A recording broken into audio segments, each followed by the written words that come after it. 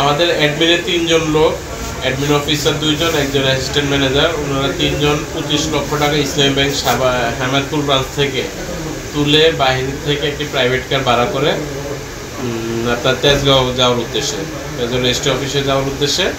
তো প্রথমে আপনার হেমায়তপুরের পরে তুরাগ জায়গাটার নাম, ওইখানে পিছন থেকে 3 জন পিছন থেকে আপনার আসে, নোহা গাড়ি আসে, নোহা গাড়ি ডিবি পরিচয় দিয়ে তাদের গাড়ি ওভারটেক করে আটকায় ওদের কাছে মাদক আছে। এই প্রেক্ষিতে তাদেরকে গাড়িতে তুলে নেয়, তুলে আপনার হ্যান্ডকাপ লাগায় চোখ বেঁধে তাদেরকে নিয়ে যায়। তো আমরা তাদের সাথে কন্ট্যাক্ট করার চেষ্টা করেছি, আমরা তাদের সাথে কোনো কন্ট্যাক্ট করতে পারি নাই।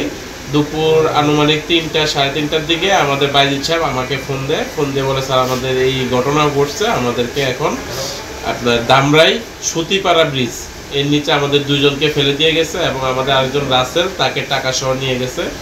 পরে 4টা সাড়ে 4টার দিকে রাসেল আমাকে ফোন দিয়ে জানায় যে স্যার আমি আছি টাঙ্গাইল মির্জাপুরে আছে, তো ওর থেকেও সব কিছু নিয়ে ওরা চলে যায়।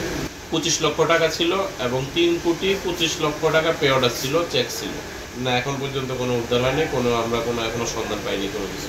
অভিযোগ দিছি, ওই দিনই আমরা দিছি 25শে সেপ্টেম্বর আমরা সাভার থানায় অভিযোগ জানাইছি।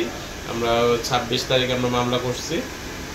আমরা কন্টিনিউ ঢাকা উত্তর, ঢাকা দক্ষিণ ডিবি এবং সাভার থানা পুলিশের সাথে যোগাযোগ করতেছি, কিন্তু এখনো আমরা কোনো কিছুই পাইনি।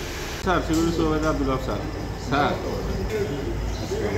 আমার কথা ও তো বুঝতে পারলো না।